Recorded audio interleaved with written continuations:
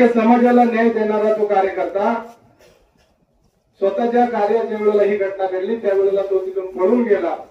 आता तो जरी सांगत असेल मी पळून नाही गेलो, परंतु तो पळून गेला आणि समाजाला त्या ठिकाणी या जी काही 7-8 मुलं होती त्यांना सगळ्यांना त्या ठिकाणी उघडं सोडलं. तो ज्या वेळेला दवाखान्यात गेला त्यावेळेला त्यांनी थांबायला पाहिजे होतं. अरे तू जर तिसरा मुलगा समजतो तर मूल ज्या वेळेला धारातीर्थी पडतं त्यावेळेला बाप असं त्या ठिकाणी सोडून पळून जात नाही. काय केलं असं इकडे तुमच्या आमच्या सरकारने 2 चापटे मारल्या असत्या, त्या पण मारल्या नसत्या, कारण तो आदिवासी समाजातला एक ज्येष्ठ नेता आहे. परंतु तसं झालं नाही. तो नेहमी जे दाखवतो ते म्हणतात ना, खाण्याचे दात वेगळे आणि दाखवण्याचे दात वेगळे असतात. आणि म्हणून अशा वेळेला कोणीही काही म्हणू द्या, स्वतःच्या सुटकेसाठी काही माणसं त्या ठिकाणी आवपाव करत असतात. मी असं करल, मी तसं करल, परंतु त्या ठिकाणी तसं कोणी करत नाही. ज्या वेळेला स्वतःवरती वेळ येते त्यावेळेला खऱ्या अर्थाने या ठिकाणी त्यांनी दाखवून दिलं की आपण किती चुकीचे आहोत.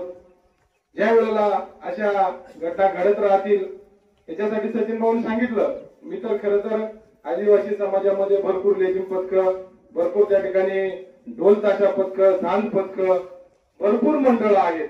आणि मग या मंडळांना जर कुठेतरी विम्याचे सुरक्षा कवच प्रदान करायचं असेल तर तुमच्या आमच्या जे खालच्या थरात काम करतात त्या ठिकाणी अजिंक्य भाऊ जे सरपंच सदस्यापासून काम करतात, कारण खऱ्या अर्थानं उद्या पंचायत समिती सदस्य असेल, जिल्हा परिषद सदस्य असतील किंवा आमदार असेल, खासदार असेल, हे ग्राउंड लेवलला येऊन काम कोण करत नाही.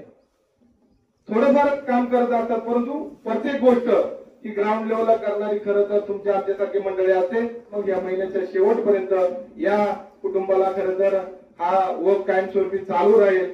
अशा पद्धतीनं खरं तर या ठिकाणी तालुक्याचे आमदार शरददादा सोनवणे जे सगळ्यांच्या सुख दुःखामध्ये सहभागी असतात, याही कुटुंबाच्या सुखामध्ये दुःखामध्ये सहभागी झालेले आहेत.